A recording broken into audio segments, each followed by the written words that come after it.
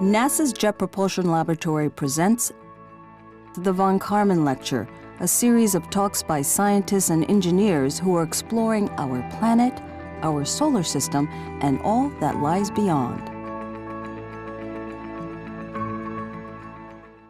Hello, and welcome to this edition of the 2023 Von Karman series.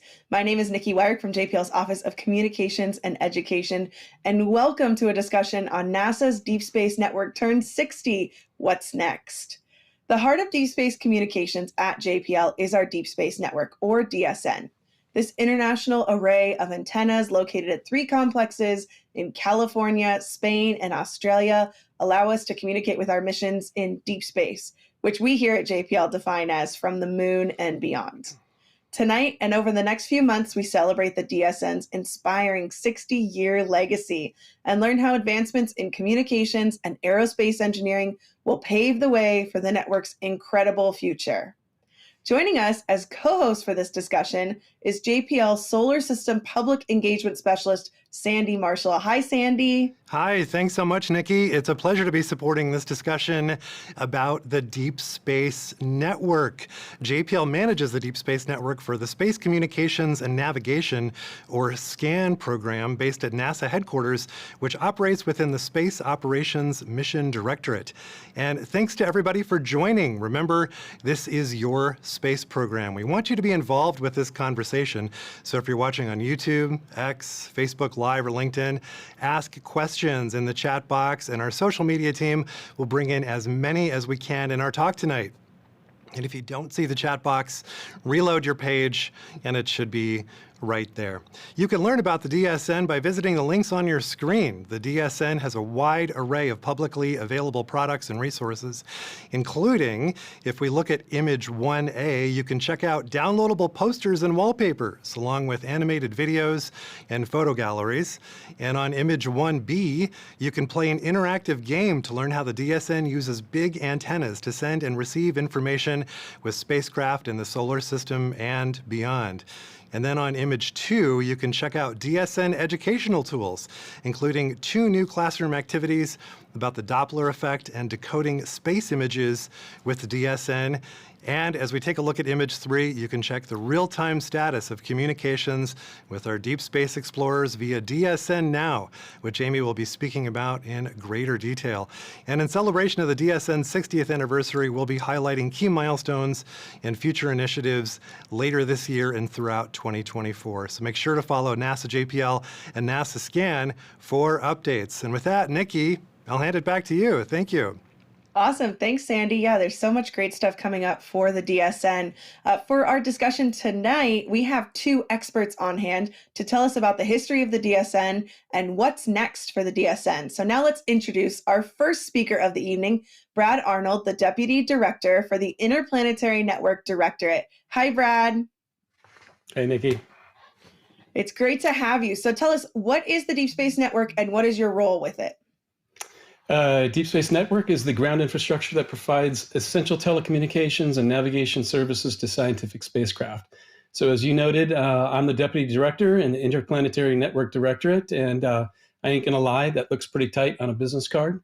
The DSN project is inside of our directorate, and I was the project manager for 4 years, starting in 2018. Very cool. So, Brad, what are your thoughts as you reflect on the DSN turning 60 next month? And let's pull up video 4 while you tell us. Yeah, in a word, it's just amazing. I'm going to hit on a few themes here. The first one is the infrastructure, because that's probably the first thing that comes to mind when you think about the DSN. These huge, iconic steel structures towering above the landscape.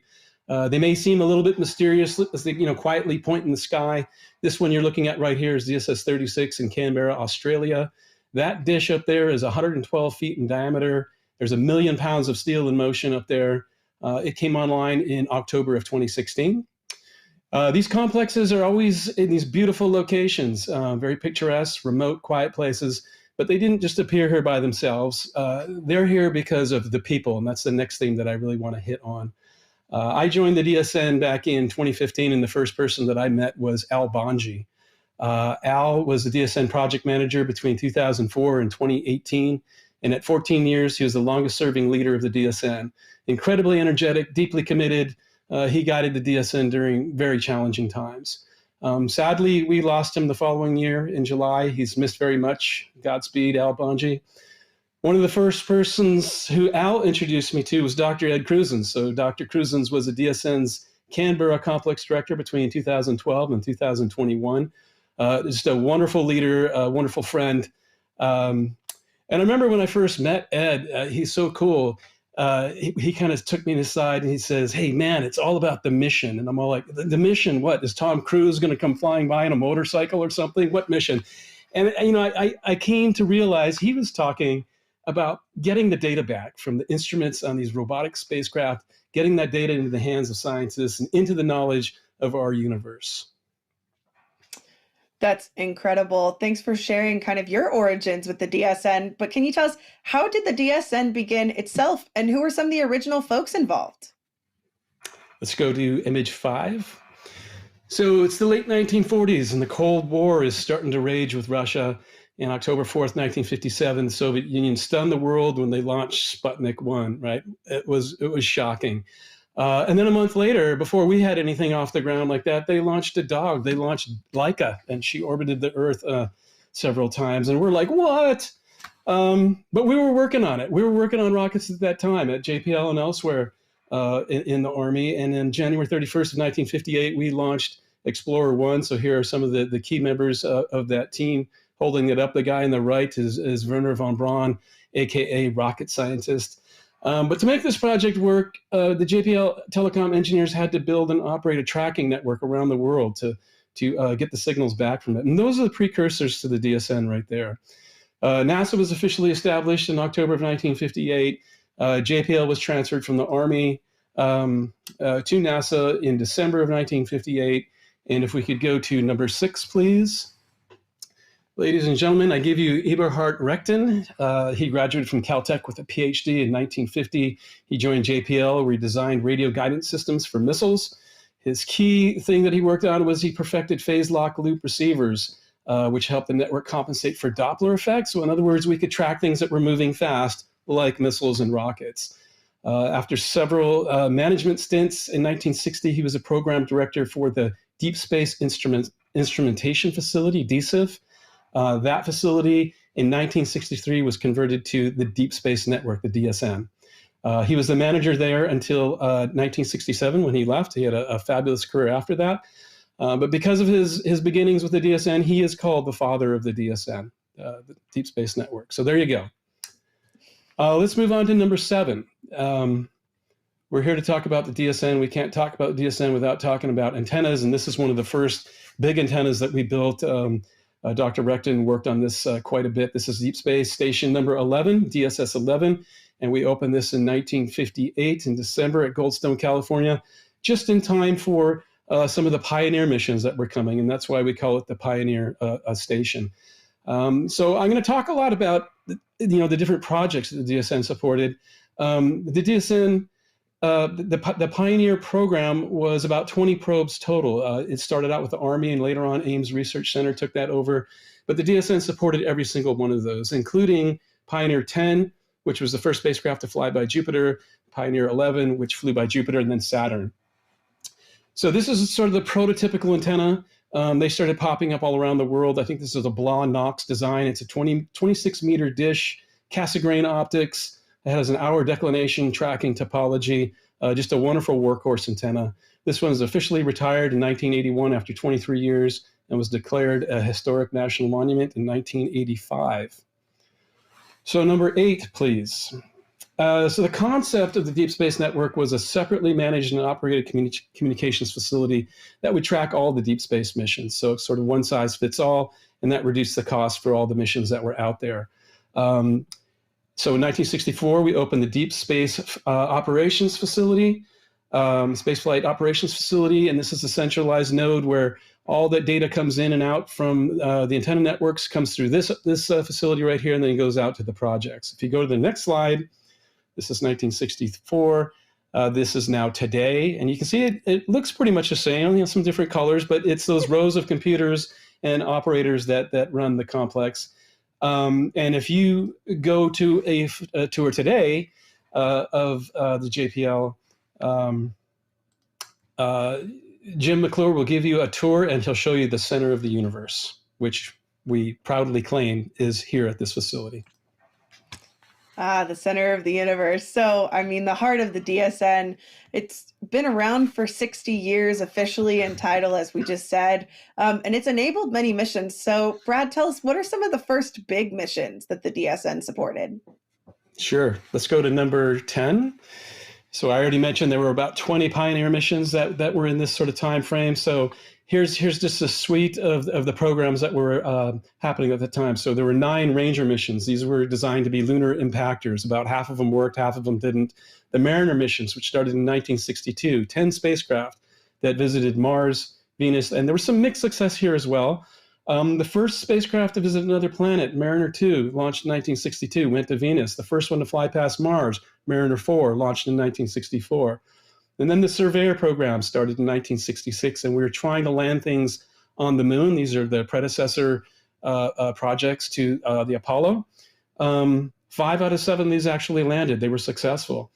And then the Viking program, just amazing. These were orbiter lander pairs that were launched in 1975. They landed on Mars successfully, and they operated for a number of years, sending back pictures and our first real understanding of what's happening at Mars.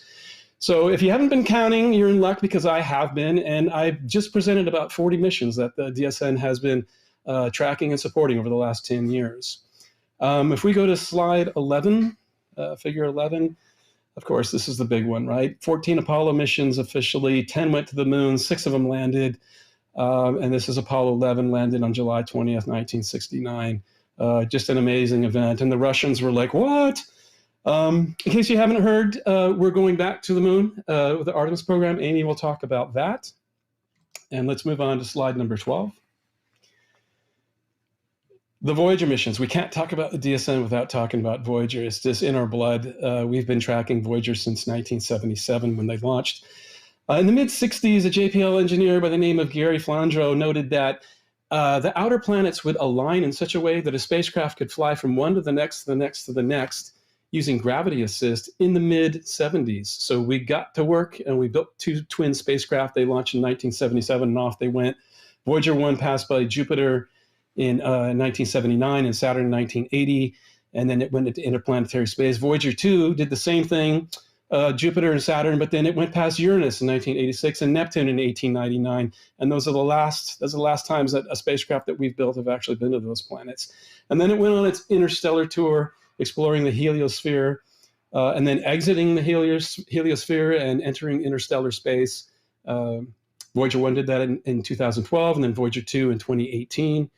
Voyager 1 is traveling 38,000 miles per hour. It is 15 billion miles away from the Earth right now. It takes 22 hours for a radio signal to get to it, and therefore 22 hours for the radio signal to get back.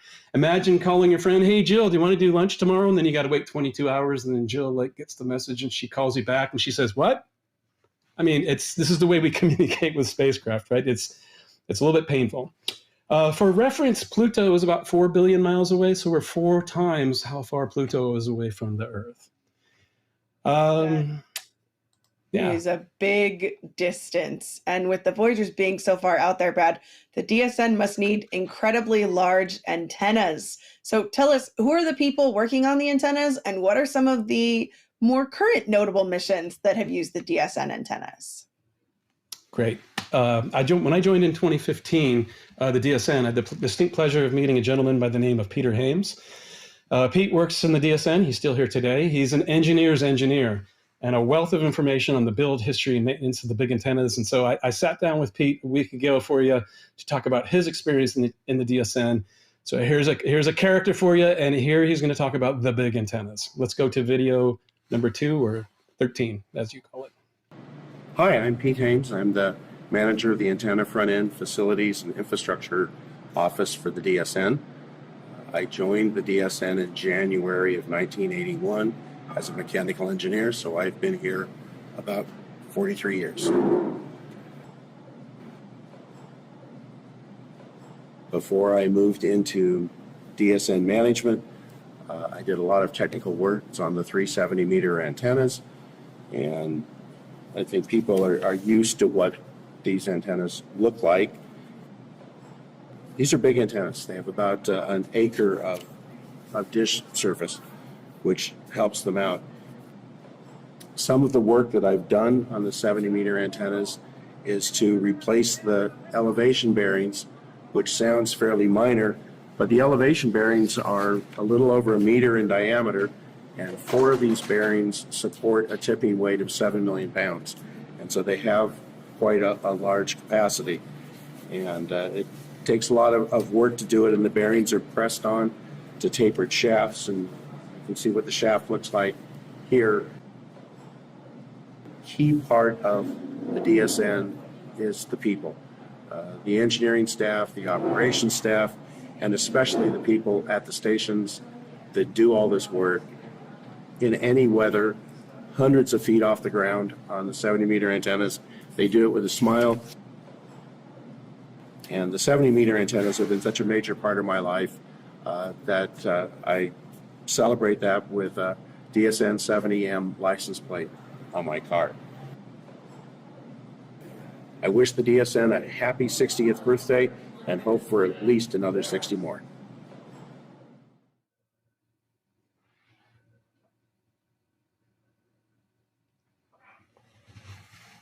Awesome. Okay, we can stop that one. Great clip of Pete. So now tell us a little bit more about the missions that the antennas support. Okay, let's go to number 14. So for the past 27 years, mankind has been setting a steady stream of projects to Mars. We're like Mars.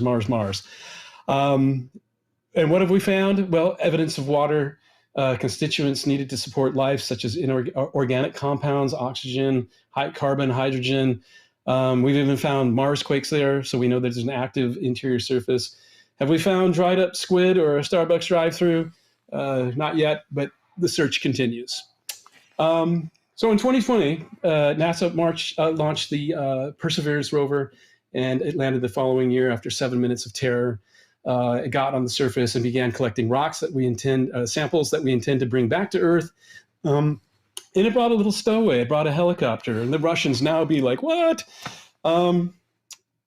So in December 17th, 1903, in Kitty Hawk, North Carolina, the Wright brothers took off in the Wright brothers flyer, and they flew for 12 seconds. In 2021, some 117 years later, we took off a helicopter on Mars, and it flew for 39 seconds. So the helicopter log today stands at 66 flights, 9 miles, over an hour of flight time. It's just amazing accomplishment. Slide 15. Galileo spacecraft, first spacecraft to enter orbit around Jupiter, launched in 1989, took 6 years to get there, and it did science for 8 more. Let's move on to the next slide, 16. Cassini, launched in 1997 to Saturn, took 6 years to get there, spent 13 more years there for a total of 19 years. It circled the planet 294 times before it met its fate, crashing into the planet. It also dropped a probe, Huygens probe, which is the European Space Agency probe, down to the surface of Titan, a moon. It was a 2.5-hour descent by parachute. It landed and it broadcast for 72 more minutes. It took dozens of pictures, obviously, thousands of pictures of Saturn, but this particular shot is a composite of 36 pictures that were put together by an amateur astronomer. Next slide. What if we discovered that an asteroid might hit the Earth in a year's time? What would we do? We could send Ben Affleck and Bruce Willis, a few nukes, and a film crew, but we're NASA. We got a better idea. We're going to perform a planetary defense experiment, and this one's called DART, Double Asteroid Redirection Test. This thing launched in 2021, and it flew to a binary asteroid system called Didymos. This is sort of an accelerated view you have right here, and our goal is to impact that little guy in the right. It's about a 500 foot in diameter. We knew that these two orbited about every 12 hours, and we just smacked this thing dead on. Right here, boom, victory. So this is a 1,300-pound spacecraft traveling 4 miles a second, slammed it into it, and what we managed to do was change that orbit by about 30 minutes, and we could actually measure that. So now we know if something's going to hit us, if we get out there early enough, we can deflect it just by merely hitting it with a heavy spacecraft. Pretty cool stuff, all brought to you by the DSN. Next slide, number 18, please. is JWST. So they launched on Christmas Day 2021. Thank you. There went my holiday. But this is just a phenomenal mission, right? This is the premier spacecraft telescope, space telescope. And why in space? Space is better. It's there's no atmosphere, there's no clouds, there's no sunlight to bother us because we're always pointing into the dark out at Lagrange point 2. This is a 6.5 meter equivalent telescope. It is 10 times more powerful than Hubble was, which was our last premier space telescope. This picture is of the Eagle Nebula. This particular formation here is called the Pillars of Creation. And so this is the formation of stars happening out here. It's a bunch of hot dust and gas that is collecting, turning into stars. Some of these are only a few 100,000 years old, and they'll continue to form for millions of years. Yeah. That's just a stunning image. Thank you for walking through just a small portion of the incredible work the DSN has done as communication infrastructure for these deep space missions. Is there anyone else you'd like to talk about in the DSN? Yes, please. I'd like to talk about Sue Finley. She's been with the DSN for a little while. She's been at JPL for a little while. I'll let her tell the story. Let's go ahead and roll video number 5. She's still here at JPL today. My name is Sue Finley, and I started at JPL 2 days before Explorer 1 was launched.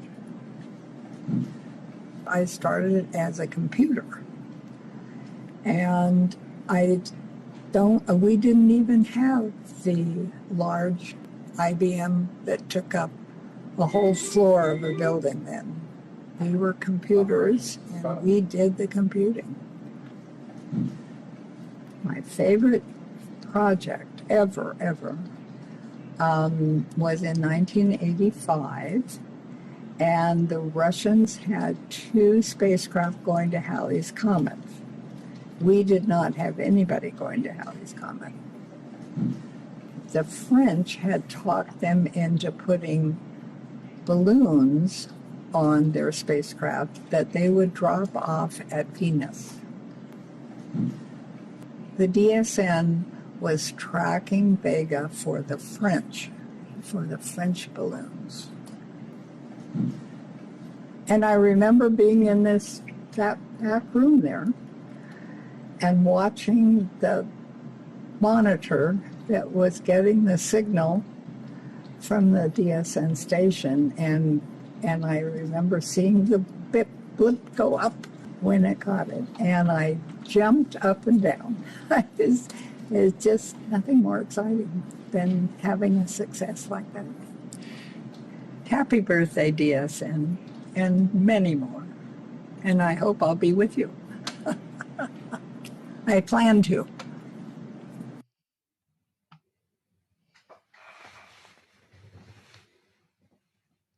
Thanks for sharing that, Brad. It's so nice to hear from her. What a sweet message there at the end, too. We love Sue, and we're so glad to have her at JPL today. So I do want to turn it over to Sandy. We've had some great questions online for you, Brad. Sandy, what are they asking out there? Well, Nikki, first of all, thank you so much to all the viewers for these fantastic questions on all the platforms. Brad, we have some really, really interesting questions. First of all, you mentioned Voyager earlier, and Bruce on YouTube asks, Voyager 1 is currently 15 billion miles from Earth. Will it move beyond the DSN range, or will its power output fall below what is needed to communicate? A fantastic question. So yes, it is moving further away. Its power supply is actually losing a little bit of power. So we think we got another 5 years to go on it. And it is getting very hard to listen to it. So we actually array antennas together. Like we take one antenna and then we add another one and a third one. And we've actually added 5 antennas together so we can hear it clearly. But that's a fantastic question. It's just a matter of time. All right, thanks so much. We got a couple more here, Nikki. Brad, another one here for you. This one's from Missy on Facebook, who asks, Hi, NASA and JPL. My 12-year-old son, Max, and I have a question. Could NASA's Deep Space Network be used to communicate with astronauts if we land on Mars? And then Missy continues, we're reading The Martian together, great book, and wondering how realistic the communication systems are in the book. Thank you. Great questions.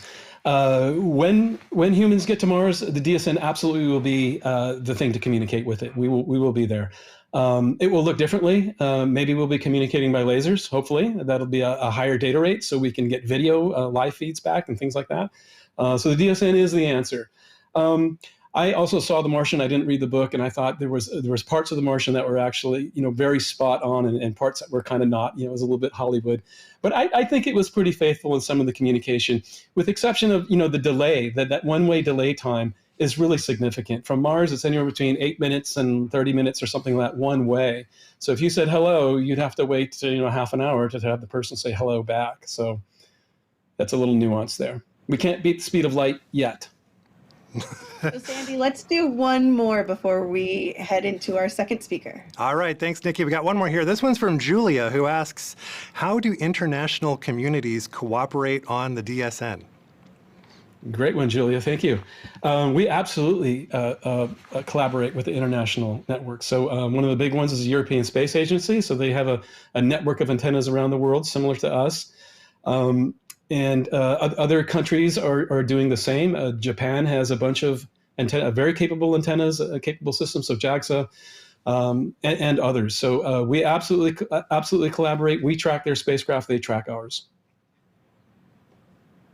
Awesome. Thank you for that. We're going to come back for some more questions a little bit later on with Brad, but I do want to introduce our second speaker for the evening, Amy Smith, Deputy Project Manager for the Deep Space Network. Hi, Amy. Hello. Thank you so much for having me. Oh, we're thrilled to have you. So tell us, what is your role with the DSN? Yeah, I am the Deputy Project Manager for the Deep Space Network. And as Brad talked about, it takes a lot of people to run the DSN, but the project office is really responsible for making sure the DSN can operate 24 hours a day, 7 days a week, 365 days a year. That means making sure we have the right staff at all of our complexes, making sure they have the equipment that they need, making sure we are developing and delivering the new technologies that we need at the sites to support our current missions and future missions.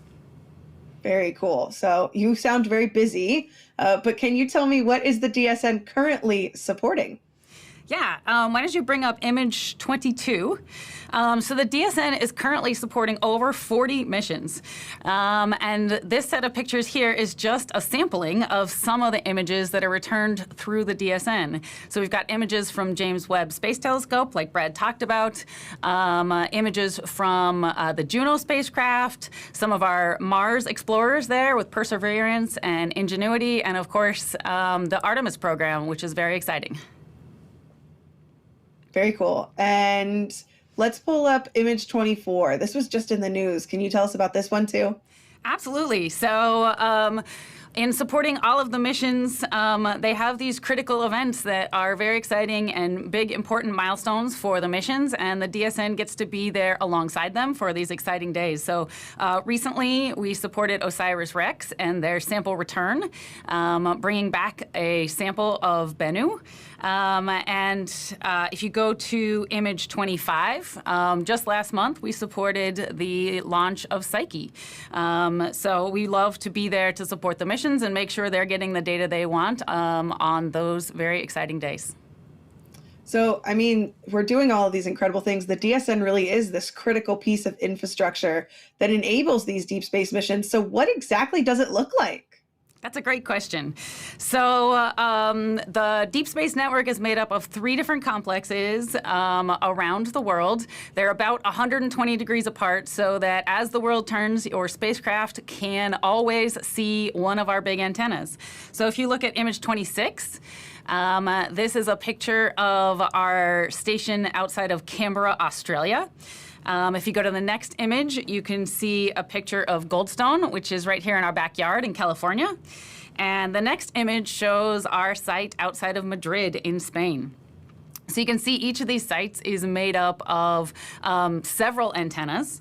And our antennas kind of come in 2 flavors these days. So if you go to image 29, you can see a picture of our 70-meter antenna that Pete talked about. Just to give you a sense of scale, it's very hard to imagine what a 70-meter antenna would look like. But if you put it here in the middle of a football field, it would take up 3/4 of the football field. So those are our big listening ears. They're for talking to those missions that are far, far away. And then if you go to the next image, this is one of our 34-meter antennas. So each of our sites have multiple 34-meter antennas. We kind of refer to these as our workhorse antennas. So these can be used alone to talk to spacecraft. They can be arrayed together. And we've got several of these across the network. If you go to image 32, you can actually see DSN Now, which Sandy introduced. And so this is a great way to get an image of what the DSN looks like. So you can see an image of each of our sites. So across the top, we've got Madrid, and you can see Madrid currently has each of these antennas. They've got one 70-meter antenna and four 34-meter beam waveguide antennas. And you could see Canberra that has 4 antennas, and Goldstone also has 4 antennas. So all in all, we have 14 operational antennas in the DSN. And this is a great resource. You can actually go to DSN Now, and you can see what we're tracking at any given time. You can see the little squiggly lines. The squiggly lines going up mean we are sending commands or data to the spacecraft, and the squiggly lines coming down mean we're getting data from them. You might also see things like arrays. So you will see multiple antennas all pointing at the same spacecraft, or you might see one antenna that's talking with multiple spacecraft at the same time. So like in this video, how all of the Madrid antennas are talking to Voyager 1. Exactly. So what else is part of the DSN? We talked about the antennas. What else is there? Yeah, if you go to image 33, the DSN is infrastructure. So the antennas are our big instruments, but there's a whole lot of other things at each of our complexes. There's a control room. There's all of the people necessary to support our antennas, and they need offices and cafeterias and dorms. We need power and electricity. We've got generators in case we lose commercial power. We've got our specialized electronics like our low noise amplifiers, which can listen to these really quiet signals from space. We've got our high power transmitters, so we can send those signals back out to the spacecraft. And then each of these sites is located in a relatively remote location. So we've got our animal visitors, which can sometimes cause trouble. At Goldstone, we have quite a few burros that come and visit the complex. Well, I mean to ask you, what services are you providing to these missions? Maybe not to the burros, though, but what are you providing to the deep space missions? Yeah, if you look at image 42, this is a great picture of what the DSN does for our missions. So the one on the left-hand side, rather, is probably the one you think of most often. We're sending commands up to the spacecraft. We're getting data back down from the spacecraft. That's the bread and butter of what the DSN does, and that's talking back and forth with our missions. But the one in the middle you might not think about, but is really critical, is navigation services. So we can help tell these missions where they are, where they're going. If we're doing something like coming into land on another body, or going into orbit, or impact like DART, we use this navigation capability to help them steer and correct and make sure that they go exactly where they want to go. And then lastly, the DSN can actually be used to do science directly. We've got a high-power radar where we can look at objects in the solar system and see where they are and catalog them. We can also learn things about different planets if we have a spacecraft that's maybe coming out from behind a planet that has an atmosphere. We can see how that atmosphere changes the radio waves as they come back to our antennas, and we can learn things about the planets or the atmospheres that way. Very cool. So we've got these great capabilities. Moving forward, what are some of the big missions that the DSN will be supporting? Yeah, so I mentioned before we're currently supporting 40 missions. We've got 40 more missions in development that we're supporting and we'll be preparing to support.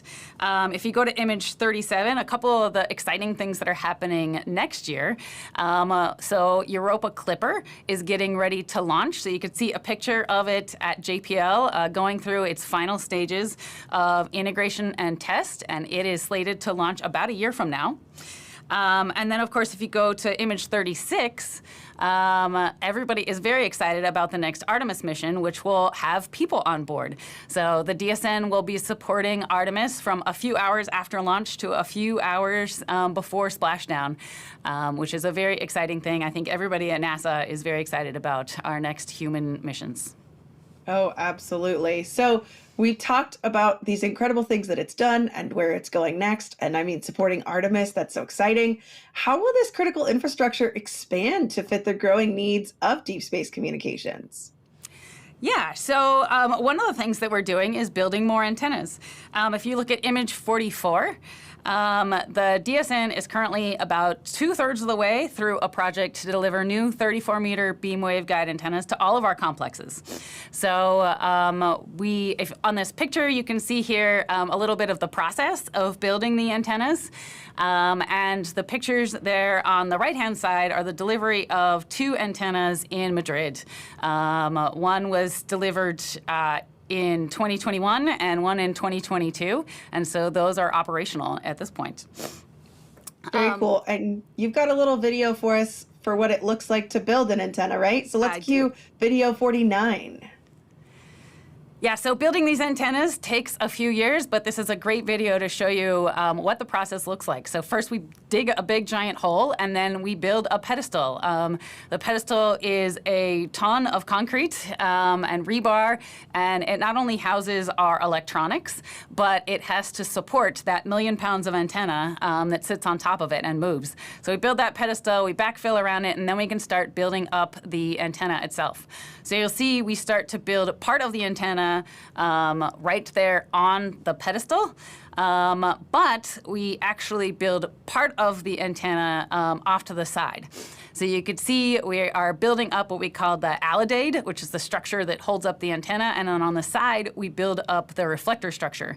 And then on one very exciting and terrifying day, we bring a giant crane in and we lift up that reflector structure and we put it on top of the alidade. We're not done, though. We still have to put in panels. We still have to test and characterize the entire antenna. We've got to install all our electronics. And then there's a whole bunch of facilities that goes along inside and outside. You know, fire protection, HVAC, networking, power. We've got to pave it. We've got to put in fences and cameras and badging and doors and windows and all of those things. So, and then we go through a quite extensive set of testing to make sure that it's going to operate and fit in with all of the other antennas in the network. Very exciting. So there's actually a little bit of a new way to communicate. You mentioned Psyche earlier. Do you want to tell us quickly about that?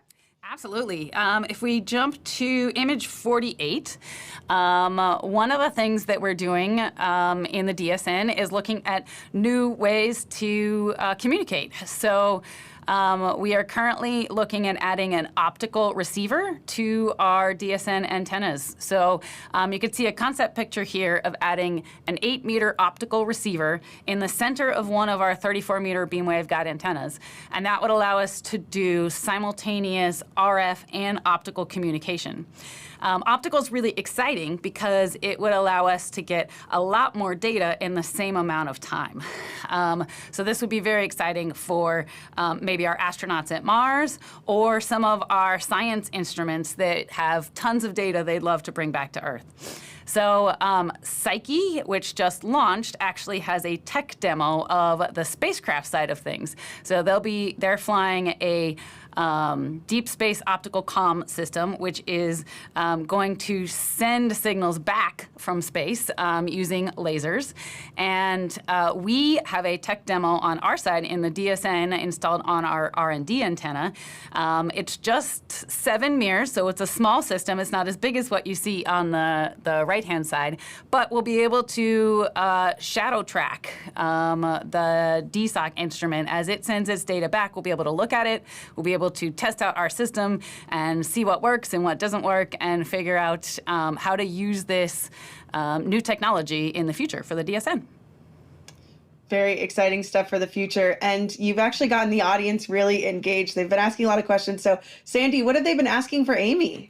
Well, Nikki, there's so many fantastic questions. And again, thanks so much to everybody for not only tuning in, but engaging with what you're curious about. So Amy, I got a few questions here for you. Kathleen on YouTube asks, happy birthday, DSN. What are the biggest challenges that the DSN will face in the upcoming decades? I think one of the biggest challenges is just we've got so many places to explore and so many missions going on, and we're always adding more and more missions to the DSN, and so supporting all of those missions, making sure we're doing the right technology development, making sure we're deploying new antennas as necessary to support all of those missions. Excellent, thank you. And Lance on X asks, how do we pick the locations that we use for the DSN dishes? Yeah, so the important thing when selecting the location was that they're about 120 degrees apart, each of the sites, so that there's always one site in view as the world turns. And then, of course, within each complex, we want to be able to array the antennas together. So they need to be close enough, but not so close that they interfere with each other. So we want to get them close enough, but not too close. Excellent. Thanks so much, Amy. I've got one more here for you. This is from Jim on YouTube, who's got a really good question about the DSN pipeline. Jim asks, is the DSN pipeline, i.e. comms demands, between Earth and Mars spacecraft the most congested? So I'm not sure if I can actually answer this question, but one of the exciting things about Mars is there's a lot of explorers, a lot of missions at Mars, but we don't have to talk to all of them directly. So a lot of the landers talk to the orbiters, and the orbiters talk back to Earth. And then we also, because all of those missions are in the same place, we can point one antenna towards Mars, and we could actually receive signals from 4 different spacecraft at one time. So that helps us deal with the volume of data coming from Mars. Very exciting. So I think we've got a ton more questions, but I want to bring Brad back in as well. Sandy, fire away. I know the audience has been super engaged. Yeah, thank you so much. So Brad, first question here is for you. This is from Tyler on LinkedIn, who asks, any talks of a Voyager 3 with a possible trajectory in the direction opposite of the direction of our solar system's angular momentum around the center of the galaxy? I haven't heard that one, no. So I don't know that. There are always conversations about getting out to those outer planets again. And so once we did that, we would certainly continue beyond them if they weren't orbiters per se, if they were flyby missions. But they're pretty few and, hard to come by the funding for these kinds of things. And they take a long, long time to get there. But I have not heard of one going the other way. All right, thank you. So Amy, we'll go to you for the next one. This is from Bruce on YouTube, who asks a question about the scheduling for the DSN. How complicated is it to schedule everything so that there are no dropped communications? Oh yeah, scheduling is definitely a really interesting challenge within the DSN. So most of our users, they can plan their missions really far in advance. So we actually start working on our schedules months and months in advance because we know exactly where the spacecraft are going to be and what kind of support they're going to need. So all the users, they put in their requests into our tools, and we do our best to get a schedule that will support everybody. And then once it gets down to it, the missions really talk amongst themselves to figure out how to do the final level of deconfliction. To figure out exactly how they will fill up the schedule, but everybody gets what they need. So it's a collegial process, you could say. Excellent. Thanks so much. So Brad, we'll go back to you for the next one. This is from Otis on Facebook, who asks, can we use the DSN for navigating or steering spacecraft? We do that every day, yes. So Amy put up a slide where she talked about telecommunications, tracking. And the navigation is absolutely part of that. We use the antennas and the signals we get from the spacecraft to determine precisely where the antennas a spacecraft are. An example of that was in the mission that I showed, that DART that hit that asteroid. Based on the measurements that we took from our antennas, they only had to correct that trajectory 6 times, and it hit that 500-foot across rock that was 7 million miles away. So absolutely. Excellent, thank you. And Nikki, if we have time for one more, we have a really good Yes. career question here. Please. Fantastic, from some good friends overseas. So this is a question from both of you. Amy, let's start with you on this one, and then we'll hear from Brad. This is a career-related question from Yoel on YouTube, who asks, "Good evening from the Dominican Republic. I am a telematics engineering student, and I would like to know what skills are very necessary for a deep space engineer in telecommunication to be a part of."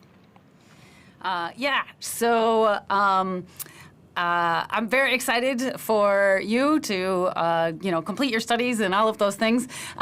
So for being in the DSN, an engineering or technical background is great. Electrical engineering, RF engineering, we have mechanical engineers, system engineers, a lot of engineering, and a lot of kind of big creative thinkers. Thanks so much, Amy. And Brad, we'll throw it to you for any critical career skills that you might advise students and aspiring engineers to be thinking about. Yeah, I agree with Amy. And in terms of focus of studies also, just nail the arithmetic, that calculus comes in really handy. And the diversity of skills that she was talking about, it really does come into play. So for example, as an electrical engineer, I took classes in thermodynamics and thermal. And, you're wondering, what am I ever going to use thermal for? I'm an electrical, but it comes into play every single day in the design, build, and test of electronics boxes. So the radios. It's essential to be pretty wide if you can. Thanks so much for that, Brad and Amy. And with that, Nikki, we will hand it back to you. Thank you. Oh, I am so bummed we're out of time for questions today, but there have been some great questions online. Thank you all so much for engaging. Thank you, Sandy, for bringing those to us. I want to thank our phenomenal speakers this evening who covered such a large breadth, 60 years in such a short period of time, and the future of the DSN. So thank you to Amy Smith and Brad Arnold. Again, thank you to our wonderful questions co-host, Sandy Marshall. And this is the last talk of the 2023 season. So we'd also like to take the moment to thank Christopher, Bill, Colin, Max, Corey, Robert, Gabby, Rachel, Emily, Joey, Mark, Curtis, Brian, and everyone behind the scenes that make the Von Karman series possible every single month. And to all of you watching, thank you for joining us for a great 2023 season. As always, you can revisit any of our Von Karman talks for the past 5 years on JPL's YouTube page. Thanks for joining us, and we will see you in 2024. Have a happy and safe holiday season. Bye-bye.